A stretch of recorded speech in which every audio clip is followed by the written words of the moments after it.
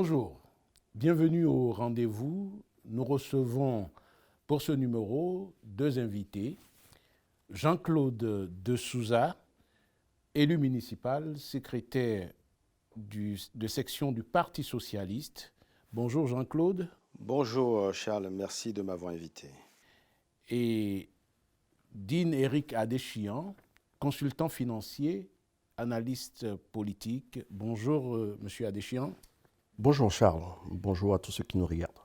Nous recevons ces deux invités aujourd'hui en compagnie de mon compère de tous les jours, Patrick Tchabi. Bonjour Patrick. Bonjour Charles et bonjour cher ami. Eh bien, nous allons pour ce numéro faire un tour d'actualité, mais également faire un état des lieux de la démocratie en Afrique. Je vais me tourner vers l'élu municipal et secrétaire de section du Parti socialiste Jean-Claude de Souza, pour lui demander son appréciation sur l'état de la démocratie en Afrique aujourd'hui. Bon, l'état de la démocratie en Afrique est à l'agonie. La démocratie en Afrique n'est plus la démocratie, ce qu'on nous a vendu il y a une trentaine d'années, qui est le principe fondamental où le pouvoir du peuple par le peuple et pour le peuple. Et cette démocratie arrive à la fin d'un cycle. Et je pense que lors de cet entretien ou de ce débat, on aura l'occasion de faire le constat et de voir à peu près, de balayer tout ce qui n'a pas marché durant tout ce temps et peut-être voir, commencer à aborder les propositions. Voilà. Dina Deschian, votre appréciation de l'état de la démocratie aujourd'hui en Afrique? Je pense que je vais aller dans les pas de Jean-Claude. La démocratie aujourd'hui en Afrique, si c'est juste des élections, l'organisation périodique d'élections, je pense qu'on assiste aujourd'hui à ce scénario. Les élections ont lieu, mais malheureusement, la démocratie a perdu de son sens et de sa quintessence. De sa quintessence dans le sens où aujourd'hui, les peuples assistent en tout cas à une déconstructuration des constitutions pour permettre en tout cas à des présidents qui sont déjà en place de dépasser le mandat de 2 ans qui est autorisé. Et on pourra citer des exemples. De 2 mandats, vous voulez dire? Oui, de 2 mandats, tout à fait. C'est-à-dire que dans de nombreuses constitutions, dans les pays francophones en particulier, il y a une limitation des mandats de 2. Et manifestement, dans certains pays, on assiste à des modifications constitutionnelles pour pérenniser davantage la présence du pouvoir en place en poste. Et on peut prendre ce baromètre à travers un travail qui est à la fois université et scientifique qui a été réalisé par l'Institut Oziwa sur un monitoring de la démocratie en Afrique de l'Ouest en particulier. Et on observe un contraste, il faut le souligner. On assiste surtout à malheureusement un glissement de la démocratie, en ce sens où la démocratie n'est plus aujourd'hui considérée comme un artifice pour permettre en tout cas une certaine émulation des populations dans leur quête de la gouvernance politique. Première impression, Patrick. Moi, je pense qu'il faut déjà repartir d'une chose.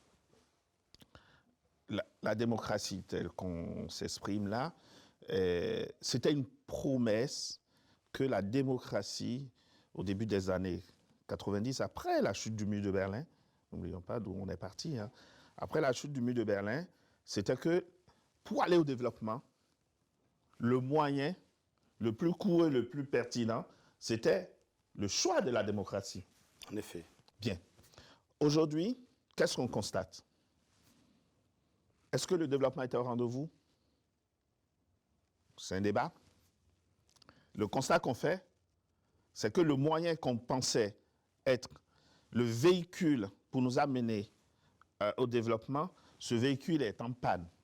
Est-ce que c'est parce qu'on n'est pas allé au développement que le véhicule est en panne, ou c'est parce que le véhicule est en panne qu'on n'est pas allé au développement? Donc c'est un débat. Mais toujours est-il qu'aujourd'hui, ce véhicule est remis en cause. C'est fondamentalement remis en cause, surtout dans les pays francophones. Et donc, oui, unanimement, il faut constater que la démocratie est en panne. Et est-ce que c'est une bonne chose, une mauvaise chose? Il faut qu'on en parle. Mais ça tombe bien, parce que tu as utilisé une expression, le véhicule. Est-ce que, je le demanderai à Jean-Claude et à Dine Adéchian, si c'est une question du véhicule qui est en panne, si le véhicule en lui-même était adapté, si le modèle de véhicule qui a été proposé n'est pas déjà la cause, ce sont des éléments peut-être sur lesquels nous pouvons, nous poser des questions. Et Jean-Claude de Souza. Mais pour prendre l'exemple du véhicule, en gros, aujourd'hui, on a un véhicule avec une clé. Et en fait, je crois que certains dirigeants, je ne veux pas généraliser, certains dirigeants ont trafiqué la clé de cette voiture et ont accédé à cette voiture et roulent, mais de façon pas très correcte, je ne dirais pas frauduleuse, mais pas normale. C'est-à-dire qu'ils ont trouvé les failles du système, comment on peut démarrer cette voiture en panne, comment on peut rouler sans la bonne clé. Et ils ont trouvé les failles. Oui, mais c'est à dessein que j'ai pris l'image du véhicule, parce que dans un véhicule, on a des passagers, on a un conducteur. Ouais. Les passagers, c'est le peuple. Le conducteur, si on prend comme ça, je suis d'accord. Avec une clé, et c'est aux passagers de confier la clé aux dirigeants. Effectivement, aujourd'hui, force est de constater que certain nombre de dirigeants ont pu avoir la clé, mais n'ont pas conduit le véhicule dans le bon sens. On va dire qu'ils ne respectent pas le code de la route. Ils ne respectent pas le code de la route. Et pour moi, et en rentrant dans le vif du sujet, on observe des coups d'État dans un certain nombre de pays qui remettent en cause des présidents élus ils remettent en cause des présidents élus, parce que quand on parle le Mali, c'est un président qui est élu, qui a été déchu. On prend la Guinée, c'est un président qui a été élu, qui a été déchu. Mais il faut préciser que le cadre justement institutionnel dans lequel il a été déchu était aussi remis en question, tout simplement. En fait, pour prendre l'exemple du Mali ou de la Guinée parmi tant d'autres, en fait, on s'est retrouvé en face, au-delà de tout ce que ces dirigeants ont fait, qui ont trouvé la faille du système et qui ont pu, on va dire, faut dire les choses clairement, transformer un état de droit en un état de loi et qui ont vassalisé les institutions de la République. Au Mali, c'est pareil. On vassalise les institutions. Donc, on n'a plus d'institutions fortes. Alors, pour prendre l'exemple des États-Unis, quand les partisans de Donald Trump ont pris d'assaut le Capitole, c'est parce qu'on a des institutions fortes aux États-Unis. C'est pour ça que la République a résisté aux États-Unis. Mais parce que nous, en Afrique, nos institutions ne sont pas fortes, elles sont sous la coupe d'un seul homme, d'un patron, c'est-à-dire qui est le demi-dieu. Et du coup, le peuple ne se retrouve pas dedans. Est-ce que ça veut dire que nous n'avions pas les conditions nécessaires pour expérimenter cette démocratie, puisque est-ce qu'au départ, il fallait avoir des institutions fortes avant d'expérimenter la démocratie, ou c'est au fur et à mesure que la démocratie s'expérimente qu'on arrive à forger les institutions? Dine Éric Adéchian, ça peut être... Est-ce que c'est parce que la démocratie n'était pas encore expérimentable sous nos cieux, ou le modèle de démocratie en lui-même qui nous est proposé n'était pas le plus adapté, ou c'est au fil des temps que la démocratie, telle qu'elle doit être perçue, s'installe? Moi, je pense qu'il faut quand même relativiser. Nos États sont quand même des jeunes États. Jeunes États en ce sens où, quand on prend aujourd'hui l'époque des indépendances, on remonte à une soixantaine d'années. Le comparatif avec les États-Unis, c'est quand même 300 ans d'expérience démocratique, avec un renforcement des institutions au cours du temps. Ce référentiel historique est important à planter. Pourquoi? Ça permet de comprendre, en fait. Parce que quand on prend aujourd'hui de 1960, où on a eu les indépendances des anciennes colonies, à aujourd'hui, il s'est passé maximum 2 générations. On ne peut pas comparer. 2 générations, c'est quoi? C'est 25 ans fois 2, disons, ça fait 50. 60, 62, on n'est pas très loin.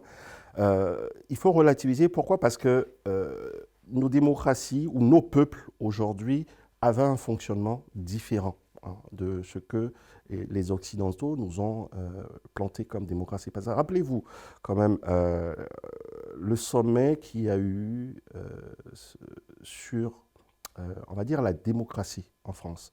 Sommet avec l'ancien président, le feu président Mitterrand, où on a dit, le sommet de la Baule, le fameux sommet de la Baule, où on a dit qu'il fallait, voilà, les peuples aspiraient à un peu plus de démocratie, à un peu plus de liberté. Aujourd'hui, on assiste à, certes, en fonction des pays, on a une certaine variabilité, à une démocratie, mais qui est contenue. Contenue dans ce sens où on a dévoyé aujourd'hui l'essence même, je l'ai dit tantôt, de la quintessence de la démocratie, en ce sens où les peuples aujourd'hui ne peuvent plus exprimer les choix, les orientations, parce qu'en fait, le corpus institutionnel, c'est-à-dire les lois, ont été dévoyées. On assiste aujourd'hui, dans beaucoup de pays, à des semblants de démocratie, avec derrière des régimes autoritaires qui sont forts. Certains ont emprunté le néologisme démocrature, qui est le mariage à la fois de la démocratie et de l'autocratie. Ce qui fait qu'aujourd'hui, on assiste véritablement à une certaine résistance des peuples qui, malgré leur volonté de plus de liberté, sont aujourd'hui contraints. Pourquoi? Parce qu'un État, c'est quoi? C'est l'armée, c'est l'institution. Derrière les lois, on se permet de pouvoir enfermer certaines personnes, certains leaders qui ont des opinions divergentes. Alors que la démocratie, comme on le voit dans les pays occidentaux, c'est quand même l'expression plurielle, en tout cas, des opinions. Et ce qui est difficile en plus dans nos pays, c'est que c'est une minorité en fait qui prend en otage la plupart des populations. Mais si vous me permettez, pour rebondir sur ce que Dean dit, tel qu'il a fait le constat, il faut quand même reconnaître que aujourd'hui, surtout en Afrique francophone, il y a certains pays, dans certains pays, on n'est plus en démocratie, on est en démocrature, comme il a expliqué. On met la démocratie de façade, mais derrière, c'est un régime autoritaire. Donc, c'est la démocrature. Alors, on a dit tout à l'heure que est-ce que ce modèle démocratique, est-ce que ça a marché ou pas, tout ça, durant tout ce temps? Je pense que une démocratie, notre démocratie, nous sommes des États jeunes, et il a donné l'exemple des États-Unis et la France. D'ailleurs, les 2 grandes démocraties qu'on apprenne aux étudiants en Sciences Po, c'est la démocratie française et la démocratie américaine, qui sont complètement différentes, mais qui sont de vraies démocraties avec des institutions fortes. Et donc, pour aller vers cette démocratie, donc je dis bien la bonne gouvernance, la liberté d'aller et venir, des choses comme ça, et je mets le développement de côté, je pense que pour nous, pour le peuple africain, on ne peut pas avoir un Big Bang. Le Big Bang dont je parle, c'est-à-dire que on n'était rien avant, et tout de suite, on va se mettre au même diapason que les États-Unis. Il faut faire de l'amélioration continue. C'est-à-dire qu'on va à un certain niveau, on tourne, on fait le constat, et on propose un autre modèle, on se met autour d'une table, on part sur un autre modèle, et avec le temps, la démocratie sera assainie. Voilà. OK. Donc, on fait le constat qu'on a un problème avec l'État tel qu'il est de la démocratie. Et quelles sont les perspectives? Est-ce que, finalement, ce n'est pas une autre forme de régime qu'il faut voir? Parce que la démocratie, je ne sais pas si c'est une fin en soi, mais en tout cas, il y a quelque chose qui ne va pas et qui n'a pas marché. Oui. Et d'ailleurs, pour rebondir sur ce que dit Patrick, c'est que au-delà du constat, je dirais, sociologique et historique de la démocratie, de la mise en place de la démocratie, qui ne peut pas être simplement une excuse que les conditions ne sont pas réunies, est-ce que ce n'est pas également la faillite des hommes chargés de mettre en branle cette démocratie? Parce que c'est ça, c'est-à-dire que nous avons cette démocratie qui n'a pas fonctionné, certainement, mais c'est aussi les acteurs. Est-ce que ce n'est pas le moment de se questionner sur les acteurs qui ont conduit ce processus démocratique? Jean-Claude de Souza? Forcément, au-delà de... Oui, ce sont nos dirigeants, les acteurs et surtout nos cadres. Nos cadres qui sont complètement de mèche parce qu'ils pensent toujours à leur... Chacun pense à son petit moi et est prêt à avaler toutes les couleuvres et accepter et soutenir le faux. Et c'est ça. Et c'est ça qui conduit aujourd'hui tous ces pays-là dans l'abîme, dans le décor. Donc, je pense qu'il faut s'asseoir et discuter. Patrick disait tout à l'heure, est-ce qu'il faut continuer avec la démocratie? Oui, il faut continuer, parce que la démocratie est jeune. Il y a des failles. Il faut corriger les failles et repartir sur un nouveau modèle, et après, on fera le constat. Vous voyez? Et le développement, on a parlé aussi, peut-être, si vous me permettez, le développement aussi n'est pas au rendez-vous, parce qu'on se trompe complètement. Qu'est-ce qui se passe? On dit, mais pour aller au développement, c'est la démocratie. OK, on a la démocratie. Mais la méthode du développement, je pense que sur cette méthode, on se trompe complètement. Je prends un exemple tout simple. Vous voyez l'Inde. L'Inde, aujourd'hui, est une très grande puissance. L'Inde n'a pas commencé par construire les routes, les travaux, les ponts, tout ça. C'est pas ça. C'est le microcrédit. Donc, si je reviens en Afrique, est-ce que, je me pose la bonne question, est-ce que le fait de lancer des chantiers, de construire des stades, des routes, tout ça, est-ce que ça développe? Non. Pourquoi? J'explique. Parce qu'on a besoin de quoi en Afrique? On a besoin d'une bonne croissance. Une croissance inclusive, résiliente, et qui puisse résister à tout choc. Les travaux qu'on lance là, les travaux qu'on lance un peu partout, à qui on fait appel? Est-ce qu'on a fait appel aux locaux? C'est des entreprises qui viennent de l'étranger, qu'on paye pour faire ces travaux, pour développer nos routes, les travaux. Et on développe, et ces gens, ils repartent avec les devises. Ce n'est pas intégré, ce n'est pas rentré, ce n'est pas distribué dans la population. Et donc, le modèle de financement. Le modèle de financement. Donc tout ça, on a parlé de... Patrick, tu as parlé de développement tout à l'heure. Ce n'est pas au rendez-vous, parce qu'on se trompe de méthode. Ce n'est pas pour développer l'Afrique. Donc les hommes chargés de conduire ces politiques, là, voilà. C'est pas tout route.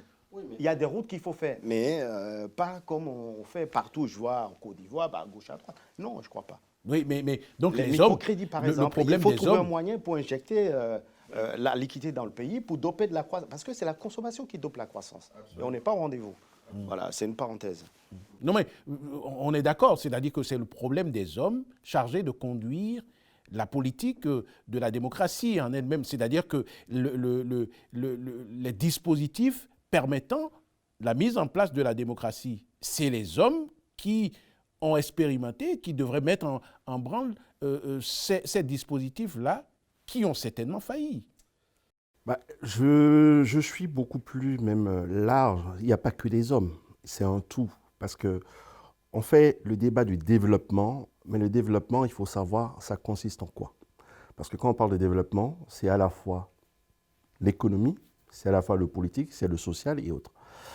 Moi, je suis un peu sceptique souvent quand j'entends l'association politique et développement ou politique et économie, parce que ce qui sous-entend l'économie derrière, quand on parle de développement, c'est l'économie.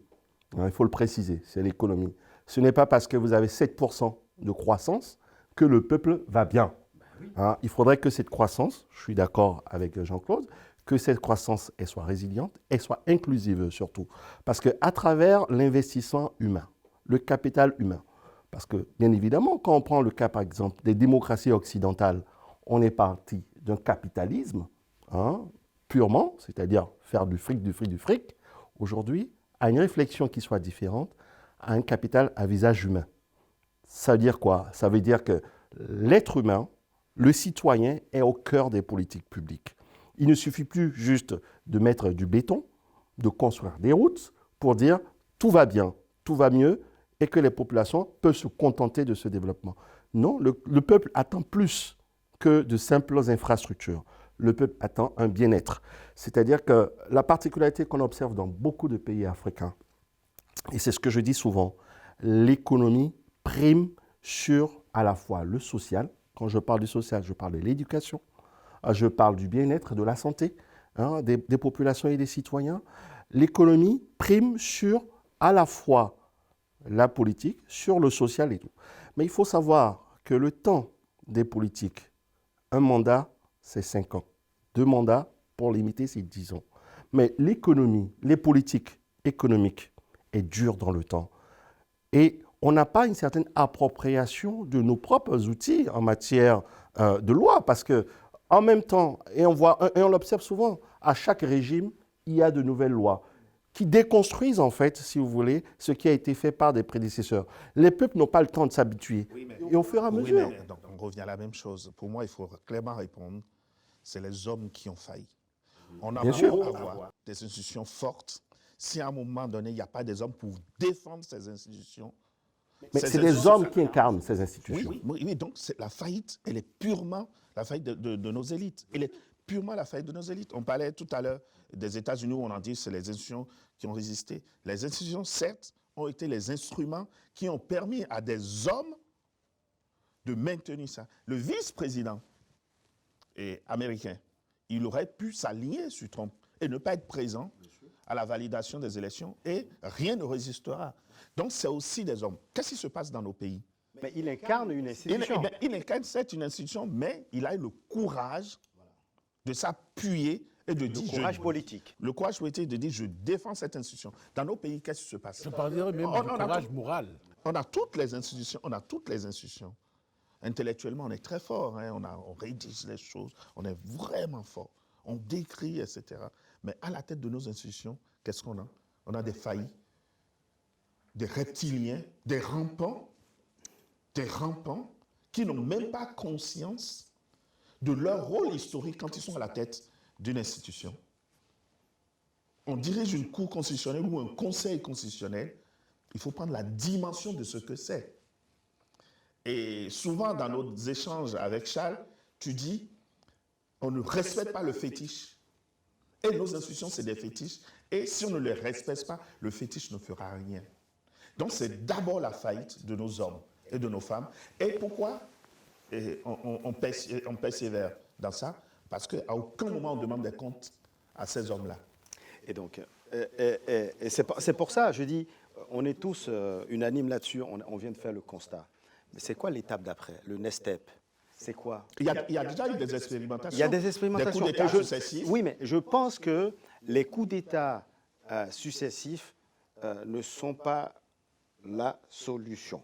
Donc ça peut être un moyen. C'est un moyen, mais démocrate que je suis, sociodémocrate que je suis, je ne suis pas d'accord. On fait un coup d'État et ces militaires, pour dire au Mali, quand je tends au Mali, on propose une transition de 5 ans. C'est trop. Mais ils sont populaires, le peuple les acclame. Vous savez, ça va changer parce qu'ils sont dans l'émotion. Ils vont se confronter aux réalités. J'ai jamais. Non, mais c'est une aberration. La place de l'armée, c'est à la caserne. Voilà, c'est de veiller à la sécurité du pays. Donc les militaires, ils font ça. Ok, je l'entends, je condamne, mais je l'entends. Oui. En même temps, c'est pas que je cautionne l'ancien régime. Au contraire, ça a été une solution.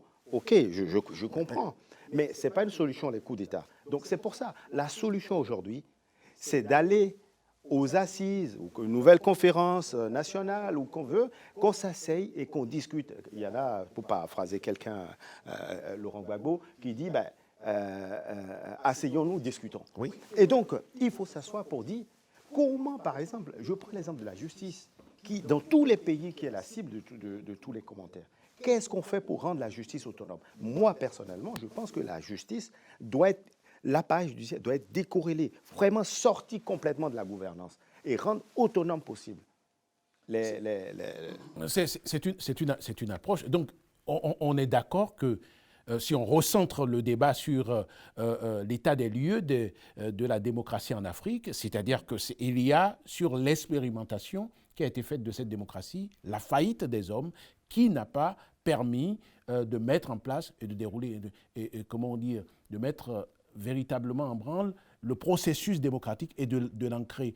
Et donc, c'est les hommes qui ont failli. Et donc, quand les uns et les autres vous dites, et tout le reste, il faut une nouvelle approche. Jean-Claude de Sousa parle, par exemple, peut-être des assises qu'on a expérimenté ailleurs, d'une nouvelle constitution et ainsi de suite, ou une assemblée constituante et tout le reste. Patrick a dit qu'on ne demande pas des comptes aux mandatés, qui ne rendent pas des comptes aux mandants et tout le reste et tout ça. Et c'est l'impunité qu'il y a certainement dans la gestion de nos... C'est peut-être cela aussi que ce n'est pas... J'ai entendu Dean parler de développement, ça pourrait être comme si c'était une excuse. Le développement n'a pas permis véritablement d'asseoir la démocratie. Or, est-ce que ce n'est pas la démocratie qui permet le développement ? Je prends le cas de la Gambie, par exemple, pendant une vingtaine d'années. Est-ce qu'aujourd'hui, on peut dire que la Gambie, c'est un pays qui est développé? Parce qu'il faut préciser, avec l'ancien président Yahya Jammeh, il y a eu une certaine permanence au niveau de la gouvernance. Mais est-ce que le pays est développé? Donc, les modèles aujourd'hui où on veut dire, j'ai entendu également les coups d'État. Les coups d'État, nous avons connu des périodes de coups d'État. Rappelez-vous l'exemple typique du Mali. Il y a eu des expériences de coups d'État. Mais où est-ce qu'on en est arrivé aujourd'hui? La démocratie aujourd'hui, manifestement, dans certains pays, n'est pas au rendez-vous. Le développement n'est même pas aussi au rendez-vous. Donc, du coup, je crois qu'il y a une remise en cause des paradigmes, en tout cas en ce qui concerne la démocratie. Si c'est juste l'organisation des élections, des institutions, comme la justice, comme l'Assemblée nationale, le pouvoir législatif et l'exécutif, en Afrique, manifestement, ça ne marche pas. En particulier dans nos pays francophones. Parce que quand on prend l'exemple du Ghana, le Ghana connaît quand même une certaine croissance, résiliente depuis longtemps, où la démocratie, elle s'exprime, tant bien que mal, bien évidemment, mais tout se passe bien. Mais on observe que dans nos pays francophones, il y a un verrou qui ne marche pas, au-delà des hommes. Au-delà des hommes. Ne soyons pas naïfs. Vraiment. Et qu'est-ce qui permet aujourd'hui à un président de verrouiller un système? Deux choses. La lâcheté des hommes et la force. Les hommes qui abandonnent, qui n'assument pas, qui sont des reptiliens, des gens des plats, et le fait de s'appuyer sur les forces armées, sur une force contraignante. C'est les deux. C'est les deux. Et donc, vous pensez que, on dit que la démocratie est en panne, la démocratie est en panne, parce qu'on a des hommes qui ne veulent pas respecter le mandat qui leur est confié. Et pour ne pas respecter ça, ils s'appuient sur ces deux facteurs-là. Et vous pensez qu'un jour, tiens, il va dire, ah non, finalement, il faut que j'organise une conférence, une réunion, et je réunis tout le monde et je laisse le pouvoir. Non, il faut les contraindre. Nous, avec, et là je prends ma casquette d'un militant naïf de la société civile, où on a pondu, pour le cas du Bénin, un certain nombre de propositions pour dire, tiens, on peut aller à des assises nationales sans effusion parce qu'on estimait... Le collectif CODER. À travers le CODER, on dit les assises, c'était le chemin le plus court pour pouvoir rétablir l'ordre républicain. La proposition est toujours sur la table. Et nous sommes convaincus que la finalité, c'est les assises. Peut-être qu'il faut une force pour nous y amener, ou il faut une lumière de nos dirigeants pour accepter. Mais toujours est-il que dans les autres pays, je suis désolé, on prend le cas du Mali, on prend le cas de la Guinée, aujourd'hui, ils ont résolu le problème autrement. Parce que les dirigeants qui étaient à la tête de ces pays, c'était des satrapes qui ont tout verrouillé. Aujourd'hui, je vous fiche mon billet, si je prends le Bénin, je vous fiche mon billet, tel que l'organisation des institutions, des lois électorales s'est fait. Pour 50 ans, il n'y a qu'un seul homme qui va décider de qui sera président. L'état des lieux donc, de la démocratie en Afrique, on l'a fait, le constat est patent, c'est-à-dire que c'est une expérimentation du principe démocratique qui n'a pas fonctionné. Nous reviendrons certainement au cours d'autres émissions sur cette situation, sur l'état des lieux de la démocratie en Afrique. En tout cas, je remercie les invités Jean-Claude de Souza, Dean-Éric Adéchian et Patrick Chabi. Nous les retrouvons et d'autres invités pour développer d'autres aspects de la situation, de l'état des lieux de la démocratie en Afrique. Chers téléspectateurs, nous vous disons à très bientôt pour un autre rendez-vous.